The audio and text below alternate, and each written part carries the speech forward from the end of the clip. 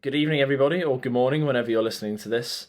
We're back. It's been a while, but we're back. The Undergraduate Academy, I believe, episode 8, is it, Will? 8 or 9. 8 or 9, well, whatever it is, it's we're back after a while. Will and I finally got our studies done, and we are looking to give you and bring you all a preview for the Headingley Test match. Yeah. And we're going to go into all sorts of areas. We're going to speak about the selection. We're going to speak about spin bowling. It's our Will and I's trade, if you can call it that. And obviously the relevance it's had in the Ashes series so far. We're going to speak about the controversies leading up to this test match and just how exciting we think this game's going to be. So Will, tell us, give us a context. Why is this test match going to be so exciting? What's happened before it? What's happened? Well, Joe, we've had, most people listening to this will know, it's coming in, we're coming into the Headingley test match. It's 2-0 to Australia after what has happened at Lords, especially with the very controversial run out of Johnny Bairstow by Alex Carey. Go on, paint the picture. What happened? Paint the pitch. So essentially, Bairstow has left the ball, gone straight through to Carey. Carey, in all-in-one movement, has bowled the ball towards the stumps. Bairstow has moved out of his crease and he's been given out. The controversy has come, a lot of big questions about, was it in the spirit of cricket, if that's a thing? And then you had quite ugly scenes in the long room with the MCC members going after some of the Australian players. Yeah, it wasn't good, that bit of pale male stale boys going at the Aussie boys. Yeah, especially as someone pointed out, it was quite interesting they picked out Usman Khawaja, the only Asian player in the Australian team. The only Asian player in the game, yeah, apart from Raina Ahmed as 12th man. So not great optics for the game of cricket. Obviously that added fuel to the fire, especially with the day before Mitchell Starc had that catch given not out, but I think that was a right decision. Yeah, I definitely think that was the right decision. But obviously, I personally think that if that catch is given or that catch doesn't happen, Cummins probably withdraws that appeal. But obviously, it's added fuel to the fire, and there's nothing like Ashes cricket, as Ollie Robinson said. If you can't handle that, what can you handle? So let's see where it goes. But we're expecting the Headingley Test match to be spicy. The Western Terrace 4 years ago was pumping with Ben Stokes. What do you reckon? Is it going to be as loud? I think it's going to be very loud. As we record this, we're literally a 10-minute walk away from the ground at Headingley. You can probably see it out of Joe's bedroom window, which is where we're recording this from. So, which gives us the indication we will be there.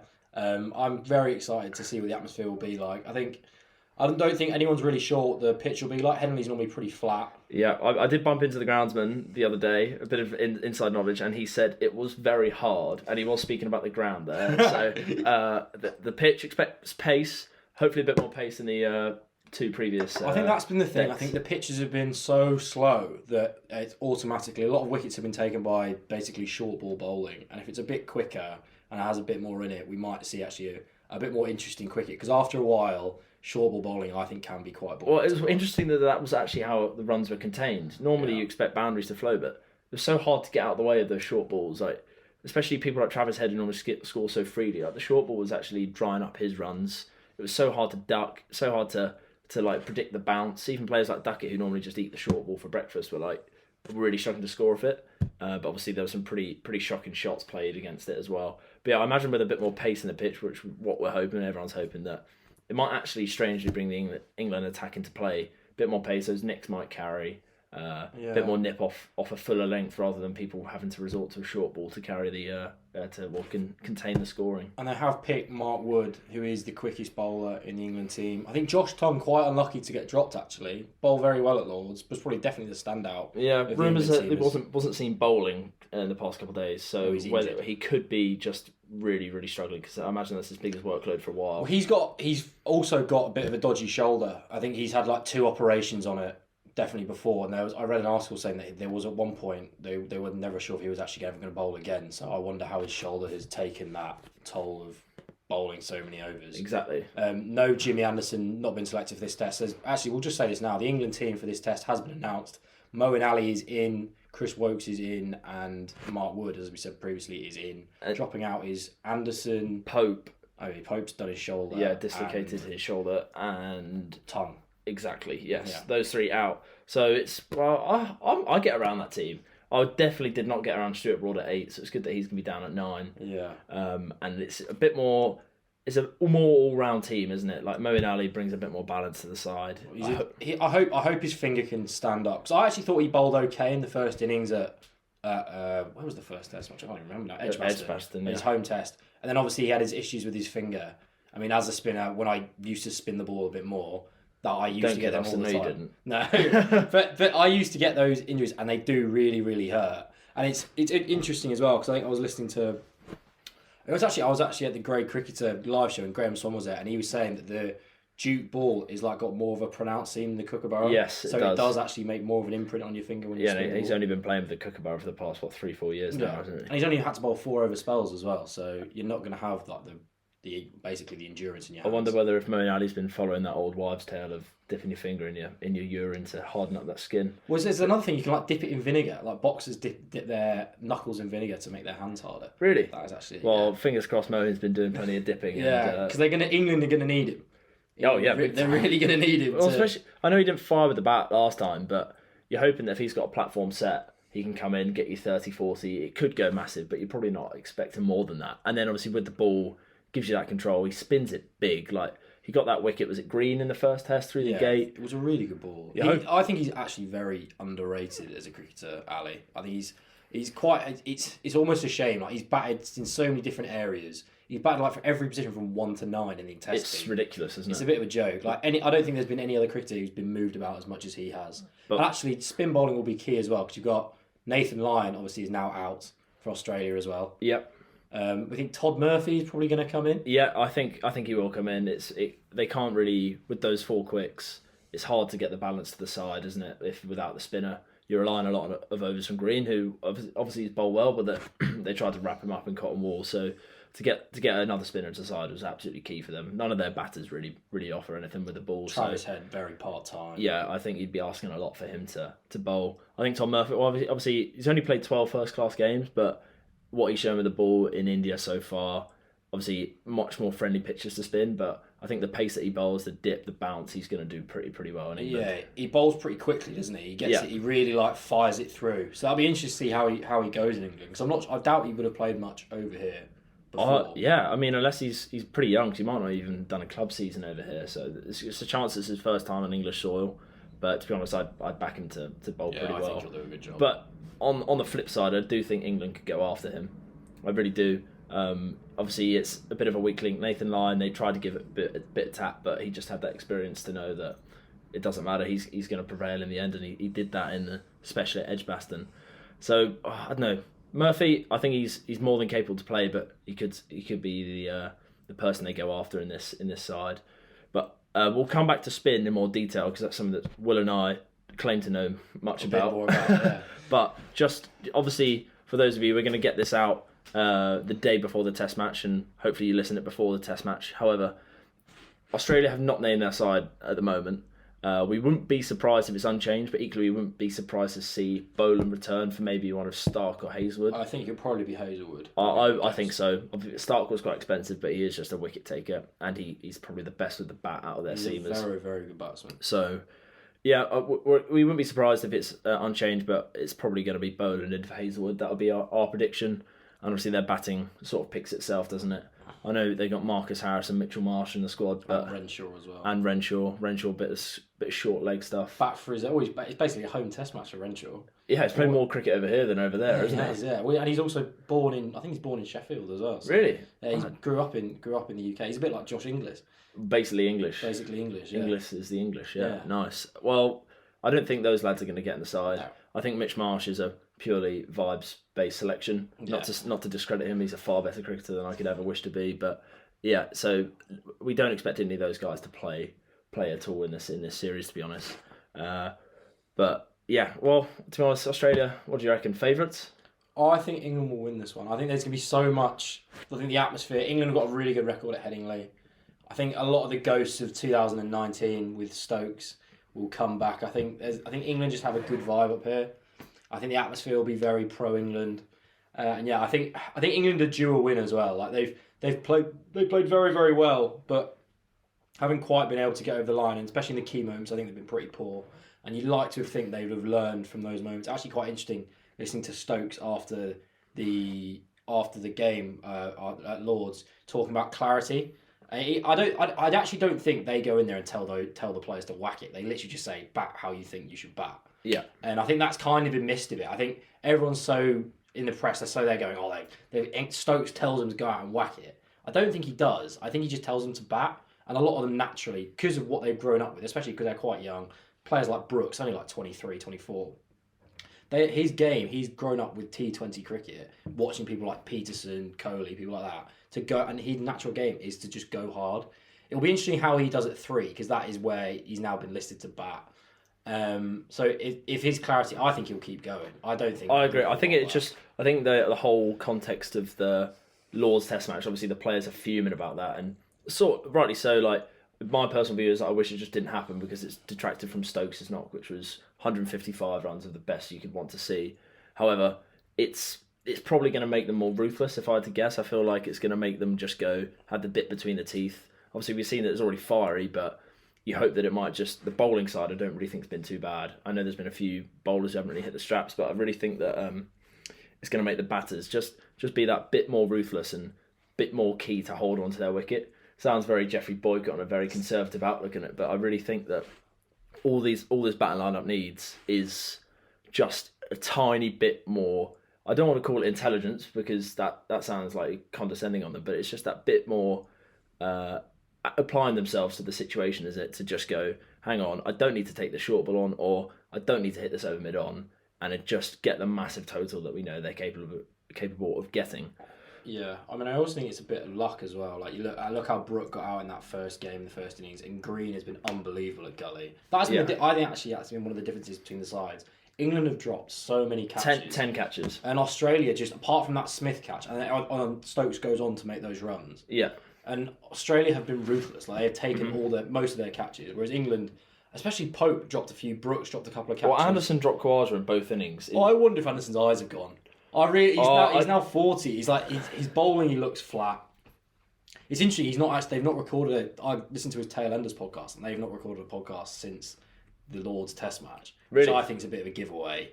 I reckon he's struggling, but I mean, you can't write him off. Oh no, I definitely don't want to write, especially because he'll play at Old Trafford. He'll play at Old Trafford. He'll bowl from the James Anderson end. Yeah, and I really would like it if he came back. Also, his average has got better every single year. Yeah. He averaged 22 with the ball in the last calendar year, and bear in mind one of those series is in bloody Pakistan, where flattest pitches around Seamer's graveyard. I don't want to write him off. Obviously, the fact that he didn't really hit those straps. I think the drop catch is the most worrying thing, because once you start dropping the catch, it's like when you talk about like your eyes going. It's almost like his whole body is like, he just looks a bit flat.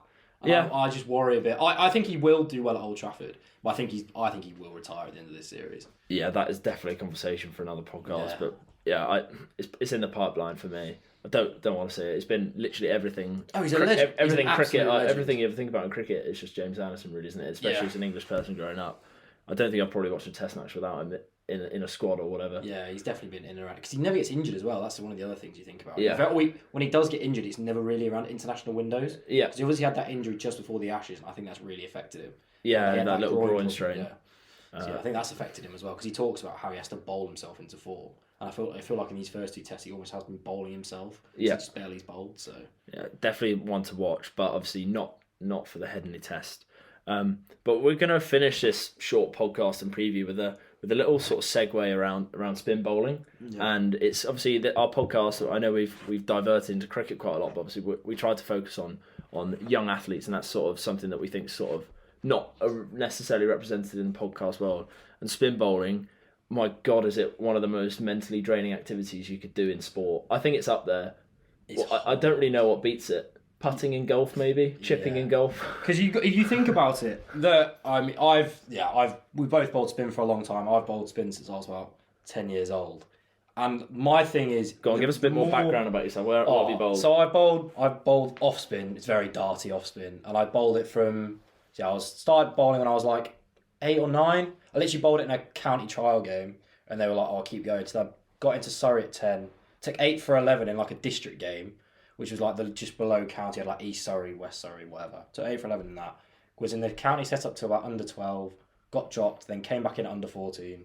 But I played a good standard of school cricket as well, got dropped again at under 14, 15. We played against each other. We did play against each other a few years ago. You got me out. Did get Joe out. Then I played all the way at school. I played for Whitgift, captain the Whitgift first 11, played for them for 4 years. As a spinner? As a spinner, yeah. I was there just to bowl virtually darts while we had a very good seam bowling attack, and I just cleaned up middle orders. because I basically look like the bad bowler compared to all the other seamers. And then I was lucky enough to play in the City Cup as well, which was the finals were at Loughborough University. I opened the bowling for them in the City Cup for a team was basically East London, which was actually coached by Chevy Green, who's now running the ACE programme. He's a great bloke. We had a really good side. Lots of lads there who've basically just outside county setups. A lot of lads who are playing a good standard of cricket.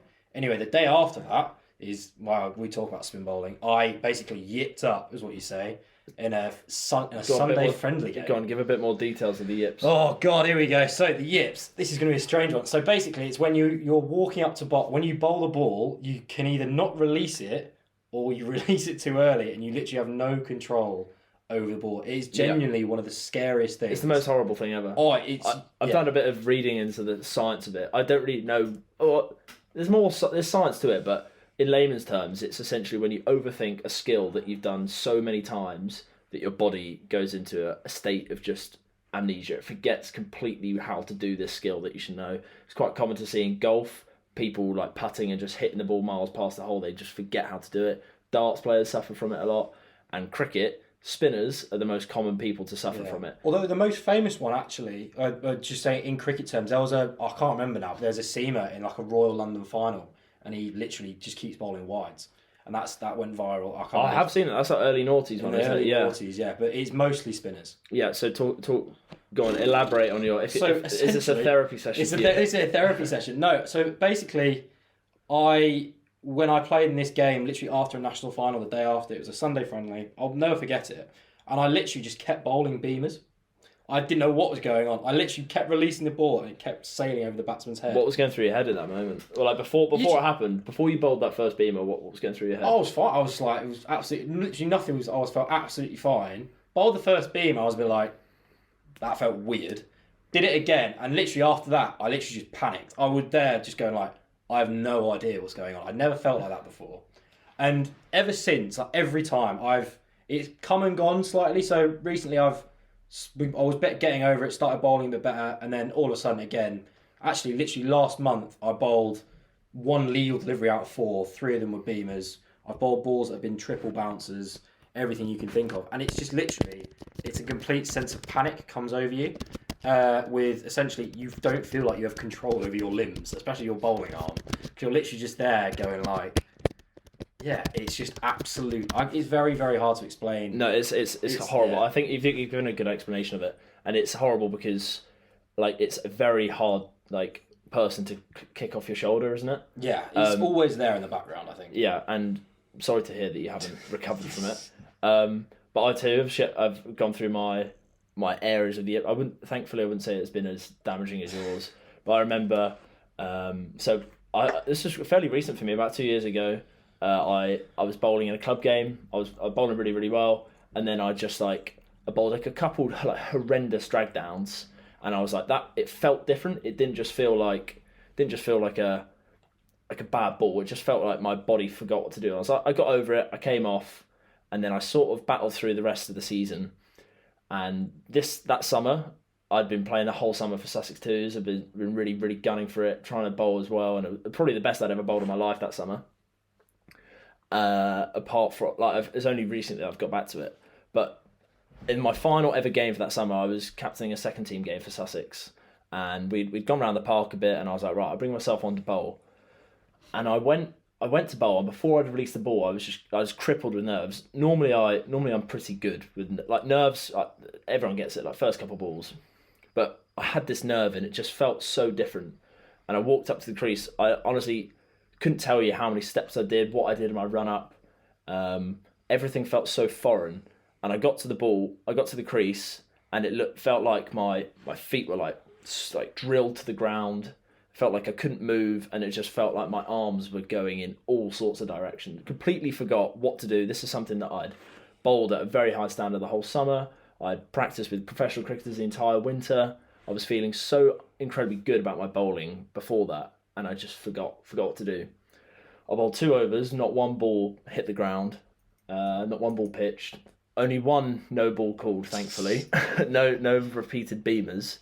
And I've never felt so small on a cricket pitch. It's horrible because it also, I'll tell you what else it does. It kind of just follows you around as well. Like even in like your day-to-day life, I've found especially, like I've been there, and you're literally there and your mind just wanders back to cricket. It's one of those sports you're kind of just there, and it's always just there in the back of your mind thinking, it is. Oh, when am I going to bowl again? Even because genuinely before I had the yips or whatever you want to call it, I used to love bowling. I was so keen. I never got nervous ever. Like genuinely, I quite enjoy. I love big moments. I was always like, that's the thing with spin used to bowling. open the bowling with T20. I was so into it, and then ever since that, I hate bowling. Yeah, it makes you want to stop playing. The thing is with spin bowling, it's like you should feel like it doesn't be susceptible to yips because you shouldn't spend because you have to get into the battle as a spinner more than a seamer. Like it's hard to just take a wicket. Like it's hard to just rip someone's stumps out the ground or whatever. You've got to think about the game rather than think about what's going on in your own game.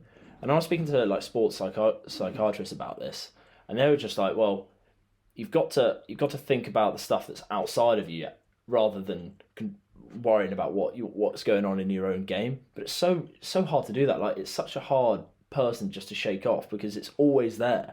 But thankfully, I've got a bit of a better story to tell. Like I've got to the point where I've definitely not shaken them. Like they're always there every time I bowl. Yeah, it's in the background. I think it could happen. It's horrible. But I was meant to bowl at the Aussies today, and I was shit scared. Thankfully, they didn't ask me to go bowl. They just said no net bowlers today. We don't need them. Whatever. Thank you, Aussies. You wasted my time. But part of me was just going, what if it happens again today? I'm in a better place now. I wouldn't say I've yipped at all this summer. Last summer was pretty full of them. Yeah. But this summer I've spent a lot of time actually working on technical things, which to make my action stronger, better, more repeatable. But it's still there. It's remarkable how haunting it is, isn't it? Yeah, I mean it's interesting though. So I don't know, but one thing it doesn't affect me in nets. Like I'm absolutely fine in the nets. Like I can literally just walk in and bowl. It's only in games I really struggle with it. But it's also I've changed so many things. I always honestly think I've changed too much now. I've now changed my release. I've changed my run up. I think a lot of it comes from the run up. Is what I think is now where I struggle with it now. It's just all rhythm, and it's just all getting that repetitive feeling. But a lot of the time, like literally last month, the start of the season, I've actually bowled pretty well. Then I played a uni T20 game, bowled one not bad over. The second over I bowled 2 double bouncers and 2 beamers, I think it was. It was a varsity threes game, and I was just there, just going like.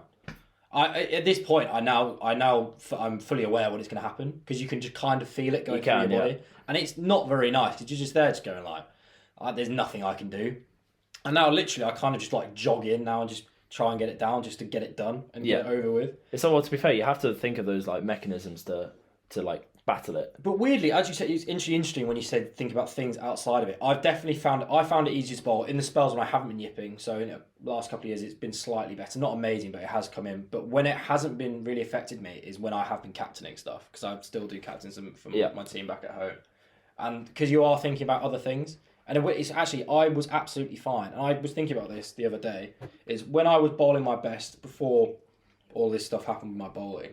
I used to actually think, what did I used to do when I bowled? I didn't actually think, I just bowled. I literally wouldn't think about my bowling at all. You think about the game. I think about the game. I think about like what the batsman does. I would never think about what I'm doing. Exactly. And now every time I'm bowling, I'm there going like, oh, is my front arm in the right position? Am I doing the right? Like, it's all these little things. And you can see why this leads to complete overthinking. Oh, massively. It's a huge overthinking thing. Where I think that's why cricket is such a unique sport, in the fact that it's a team sport, but it's an individual sport within a team sport. It is all about, especially when you're bowling, it is all about you. Because you are the person who is setting the game up, essentially. You are giving the batsman either a ball that's going to get them out, or for him to hit the ball to either a fielder or a boundary. Yeah. And that is basically, if you break it down, it's basically that. And if you can't do that right, then the whole game basically breaks down and you look like a massive idiot. Yeah, and that's what makes you freeze so much, because you know that the eyes are on you, and the game just sort of, when I yipped, the game just took this weird 3 or 4 minute segue. It was like, what the hell is going on? Yeah. Like, it's so horrible, isn't it? Yeah, it's very, very strange. And as you say, you just feel incredibly small and you just go, oh dear. But you're right, we don't want to just raise problems, we want to give solutions, and like thinking about the contest and thinking about things that are outside of your issues are absolutely a way to deal with it, because if you spend that time focusing on the problems that you're facing and thinking about, I mean, it's easier said than done. We're speaking about people who've gone through it ourselves. If you spend those moments thinking about yourself, you're just gone. You're gone for that day. You're gone for that week, whatever it is. If you think about how you're going to get a batter out, what shot you want to see him play, what field you're going to have, what the surface is doing, everything. Because then the training takes over. Your body goes, hang on, I need to do this. I don't need to think about that. And it gets you into a position where you can slowly fight it off. That's from my personal experience anyway. I did actually have to I spoke to sports psychiatrists repeatedly about it without actually revealing that it was the yips. Yeah. But you try and develop routines before you bowl, things to make sure that I used to take a big deep breath and things that you do every single ball to rather than only doing it when you're yipping. Say you start yipping and then it's like, oh, I'll take my deep breath and I'll do my routine. Yeah. You need to do that every single ball. Things that you think about every ball so that if things go bad, you have that framework to return to. Oh, it was so bad. So literally, just after I actually did it, I was there trying to find different ways to get out of it. I wear wristbands on my wrist. I took my wristbands off. It's literally silly things. I was going, it's my wristbands laying me down. I thought my hands were too sweaty, so I always used to come out with a towel, dry my hands on the towel. Yeah. I did so many things. I changed my run up. I did deep breaths. I did everything you could think of. At the end of the day, actually, was my coach was back at home.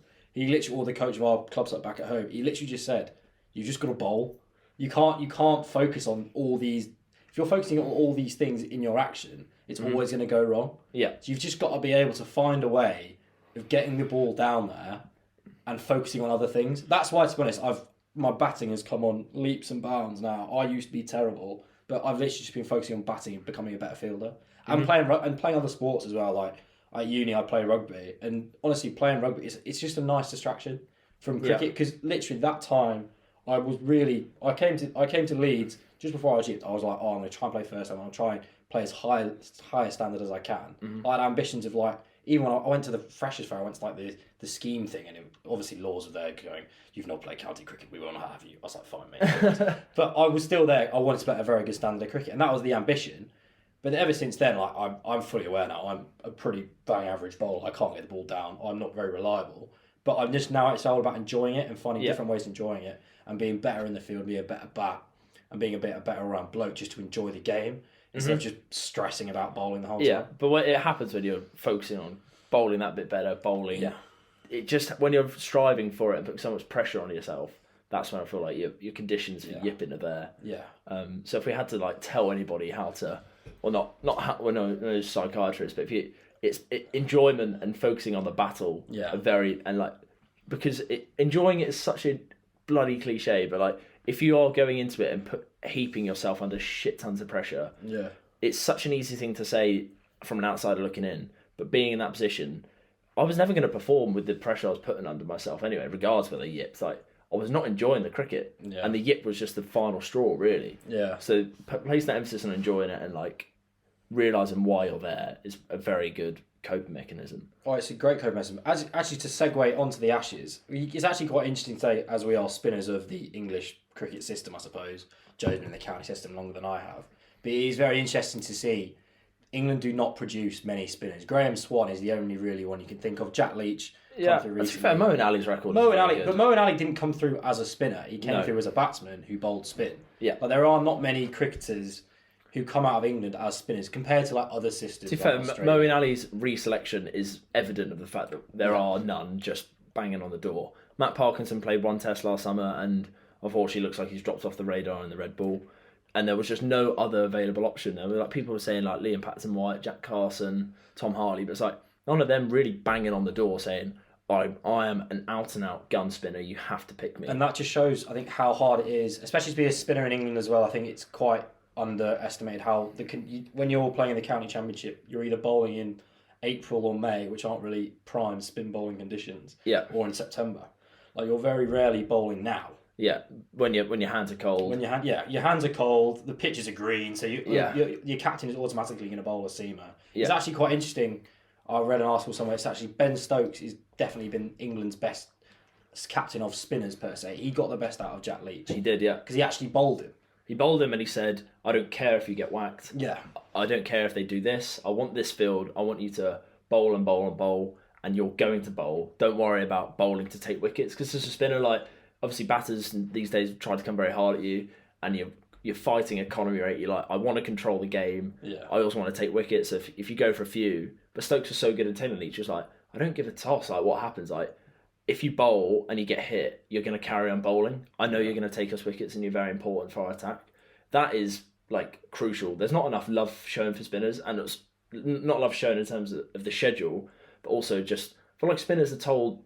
It's almost like if you are a spinner, it's very hard to get into a side unless you bat. Yeah. And to be honest, like I'm all for all rounders in the game, but if you're gonna let a seamer be an absolute bunny with a bat, you've got to do the same for a spinner. Like, yeah, I mean, just look at. I think again, it's one of those things. You're right. There are very rare spinners who are absolute bunnies, and even like there's two examples at Surrey actually.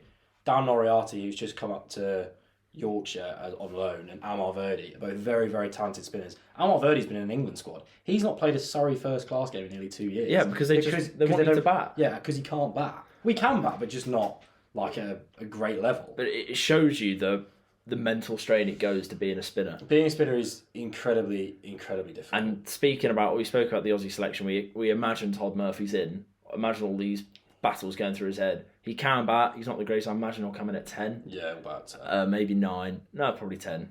The pressure that he'll be under because of these various factors. I know Australia over the years have like harvested better spinners than England. But they had that period after Warne and before Lyon where they went through about 6. They had like Michael Beer, like very Frazier, Horrocks, Doherty. Ashton Agar was there for a bit. Exactly, like, it's one of those things. It's actually very, very. I think you go country by country, and there's always like there's a dearth of spinners apart from in the subcontinent. India are just a different. Well, it's a different beast. It's a different respect shown to the art spin, isn't it? Like it's everyone knows that you've got to bowl spin to win Test matches. Yeah, and everyone. I know there can be flat pitches in India, but it's not always the case. So people are grown. The spinners are shown love, and they get that attention at all systems of all ages of cricket. Whereas England, I mean. Spinning, I can't say that I was ever treated badly growing up. Not gonna slag off any coaches like that, but like the English cricket has not helped spin as much as it should have done in my eyes, and it leads to this mental battle of being a spinner, and it shows why since Swan, before Swan, not really a spinner of note. Ashley Giles, so he's only really known because he played in 2005. Exactly. Didn't bowl left arm over. The attitude was like you bowl spin to contain. Yeah. There's not really been that environment where you let spin flourish. And then the one who got away, you could argue, is Rashid, or Adil Rashid, who's been incredibly successful in England's white ball format and played Test cricket at a really young age. Mm-hmm. Monty Panesar's another one, both incredibly talented, not really managed. Rashid's a very interesting case. He wasn't really managed that well in Test cricket. Just didn't really. His skills in white ball are ridiculous. He's an unbelievable white ball. Arguably one of England's best ever bowlers. Arguably one of the best white ball spinners in world cricket. I think. I'd agree. It's pretty hard to argue, because his variations are so good. But again, it's interesting. He's had to just specialise in white ball cricket, and I think if he struggles to play red ball cricket, I think that shows how hard it is. Admittedly, he's bowling wrist spin. Yeah. You get less wrist spinners playing red ball cricket, but still, I think it is a very, very hard skill to do. And it just shows you the mental strain that goes on being a spinner, doesn't it? Yeah, massively. And it's just so hard. But it's definitely something to watch for this Test match, isn't it? 100%. I think, to be honest, if the big key is if Ali can bowl well for England, if Ali has a good next 2 or 3 games, they could easily win the Ashes.